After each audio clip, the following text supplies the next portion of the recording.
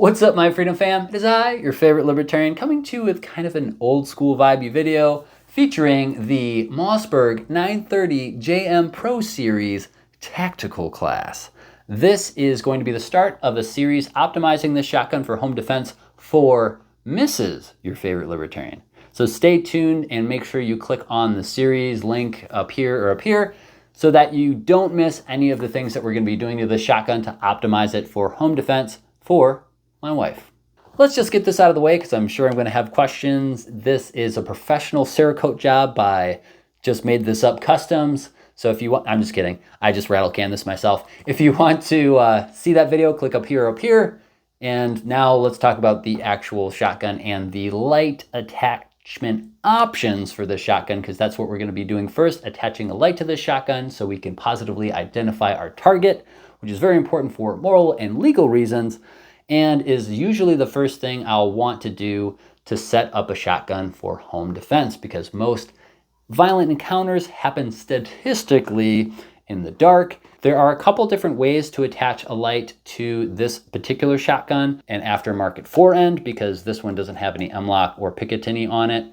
Another option, which would be kind of a jankier option, but would be more affordable, would be kind of screwing in a pick rail or some type of rail to this existing fore-end, but we don't really want to go that route.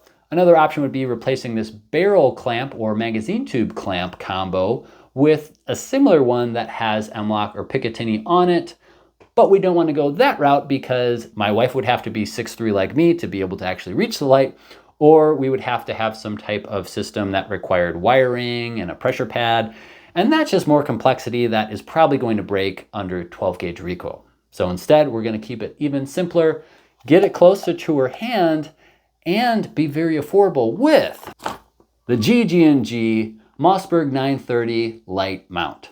The exact serial number, in case you guys want to check this out, is going to be GGG-1622R. Also, just so you guys know, I picked this up on my own. GG&G doesn't know that I did that. I'm not affiliated with them in any way at this point in time at the filming of this video. Maybe in the future I will be, but if you do want to support any brands that I am affiliated with, click the link in the description or the pinned comment, and you could probably save some things on some stuff. I'll leave it at that for YouTube purposes. This is the pistol light that we're going to be using. It's the Streamlight TLR1 HL. That's what we'll attach to the pick rail, which will then attach to the shotgun. And the reason that I went with this is, one, it's extremely durable and tested. It is a proven light. Secondly, it's also very affordable. So if you're trying to put together a home defense setup on a budget, this is a great pick. There are newer lights out there from Streamlight, which I have as well. You'll probably see videos on them shortly. But in the meantime, I wanted to use this one for a couple reasons. I have the HPX, I have the HLX, but those both use the hinge design. And I have seen under certain tests, like severe drop tests, actually opened up. We also are going with a pistol light specifically because pistol lights are really good at absorbing recoil. They're on systems that move around a lot more, have a lot less points of contact to secure them, and you could have calibers all the way up to like 10 millimeter or 50 AE. Also, this being a pistol light with two separate batteries, you can't see them, but they're in there. They're smaller, they're less reciprocating mass, so they're going to be less likely to dent and give ignition issues than an 18650, which weighs a lot more, or even the 18350s. So those are all my reasonings as to why we're going with this light. Now let's attach the rail, attach this to the rail, and most importantly, do some testing at the range, because this is not going to be my wife's home defense shotgun until it is thoroughly tested and proven reliable. So let's get to all that, starting with what's in the bag. I told you it was going to be old school. This is the carpet top you guys know and love, and this is the product that we're going to be talking about today from GG&G. So first, let's take a look at the instructions so that you can pause this and read it at your leisure. Here's the mount itself though. As you can see, it's one solid piece from here all the way to here. And then it basically has a pick rail just screwed in. So pretty solid construction. It also has a little detent on both sides because it is reversible, so you could have it on either side. It's completely up to you. You could even have it this way probably if you wanted to, but looks really solid, feels really solid as well. And that's pretty much all I can do to show you this. Now we're on the workbench. We're multi-location for this video. We're sparing no expense. First thing you're going to need to do is take off this clamp, and you're going to use a 5/32 Allen key for that. Boop, boop. Just going to take this, set it aside. Then we'll remove our mag tube extension. Careful, this is under spring tension, so you're going to want to hold on, buddy. Then you'll take your accessory, slide it over, and follow the steps that you did just backwards. And because we need to see if anything is walking loose under harsh 12 gauge recoil, we're gonna witness mark all the screws and fasteners. We're gonna take this to the range in just a sec, but before we do, I just wanna give you an idea of how far this sticks out to the side. If you care about that, that's definitely something that is happening right now. So there's that. As far as actuation goes, pushing it inward, the top one inward for constant. And then you can actually see there's quite a bit of space here before anything would get jammed up. So that's pretty cool. And then you could just use that same thumb and same lever, flick it back out away from the barrel, and that would turn it off. Or you can press the bottom one and that'll turn it off as well. We're not gonna mess with momentary because we don't wanna get our thumb jammed under recoil. You just got jammed. The only other thing that I'll note is that due to this being in between the magazine tube extension and the fore end, it does add that little bit of additional length for the magazine tube. So it sticks out slightly more past the barrel than it did before. It's a non-issue as far as functionality goes, but I just want to make sure you guys are aware that that's what's happening when you put something in between those two spaces. It creates additional length in the front. Now let's take this to the range and see how it does under 12 gauge recoil, both for slugs and double out buck.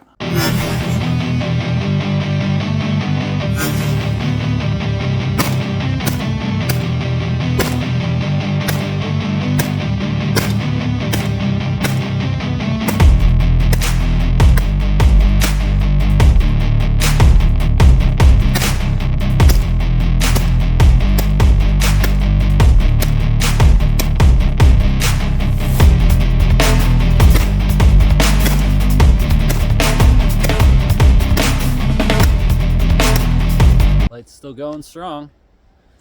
Let's keep going.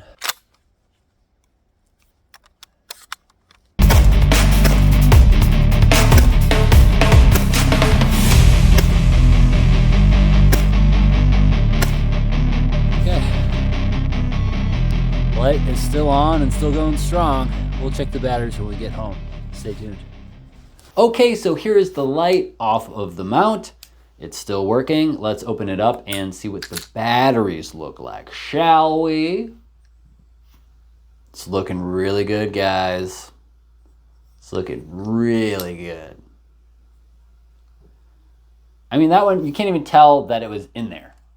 And the other one has very, very, very minimal scuffing, if any.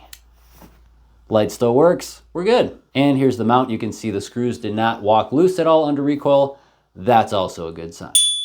It's post-range Libertarian here to give you kind of a pro tip in a previous portion of the video to make sure that something doesn't happen in the range portion of the video to you that happened to me.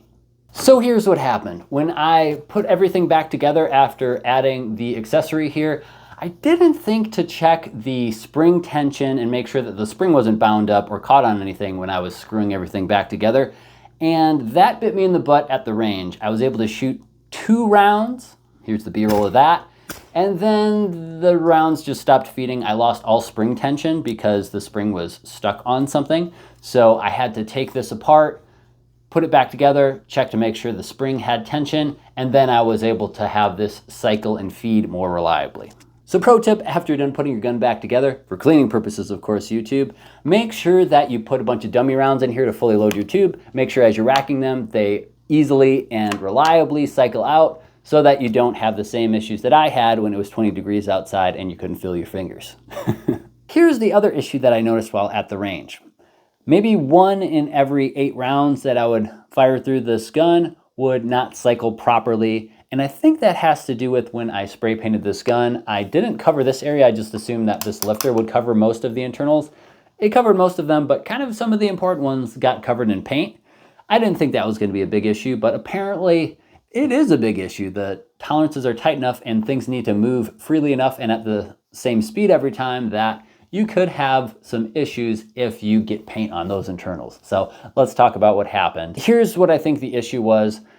If you look inside of your 930, you can see this long metal piece right here. There's a little nub right there. That is actually the hinge point of your button for your bolt catch bolt release. And essentially the shape of this is a candy cane, if you will. Very seasonally appropriate.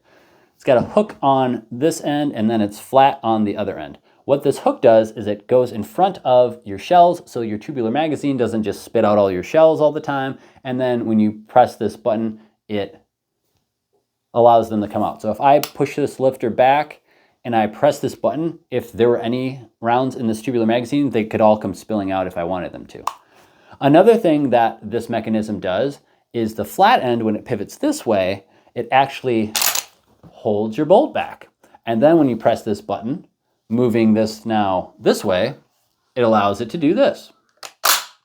That was loud. Now the tolerances are, I guess, a little bit tighter than I thought they were. So adding a bunch of paint to that area didn't help reliability.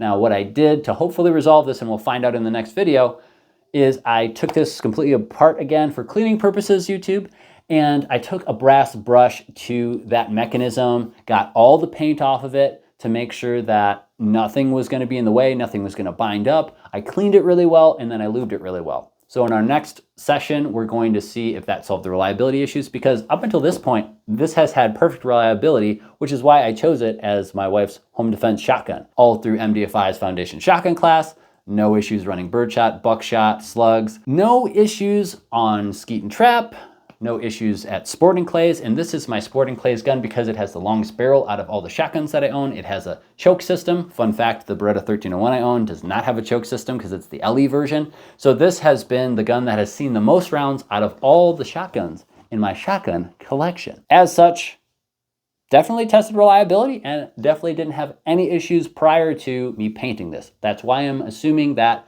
the painting and paint covering those internals is probably the issue. So be sure to subscribe for the next video so that you can see, one, how the reliability is either back to normal or not back to normal after getting the paint off. And also we'll talk about the ways of holding additional shotgun shells on this gun so that we have the ability to fight with what's in the gun and on the gun if all we can grab is the gun in a home defense situation. Sometimes you're not going to have the leisure of time when you need to use your gun to put on a plate carrier and have all sorts of other kit on. You might only be able to grab your gun, and if that's the case, we want to make sure we have as much capability and as much ammunition on this as possible. This concludes the first installment of the series in the Tactical Shotguns for Home Defense series, featuring the Mossberg 930 Jam Pro Series Tactical class, and this light that worked really well.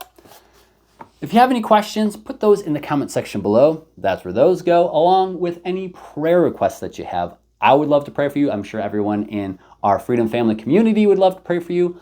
But if you want a more private setting to do all that in, you can click the link in the description or the pinned comment. That will take you to our Discord where you can join for free, our Instagram that you can follow for free, and you can DM me in either of those places if you want to have your prayer request be private. Also, that link, it's where all the other links are if you are into links and discounts. And as always, thanks for watching, stay free, and God bless. What keeps you up at night, yeah? Make all the demons quiet, yeah. We were built to thrive, yeah. I think that we've all had enough. What keeps you up at night, yeah? Make all the demons quiet, yeah. We were built to thrive, yeah.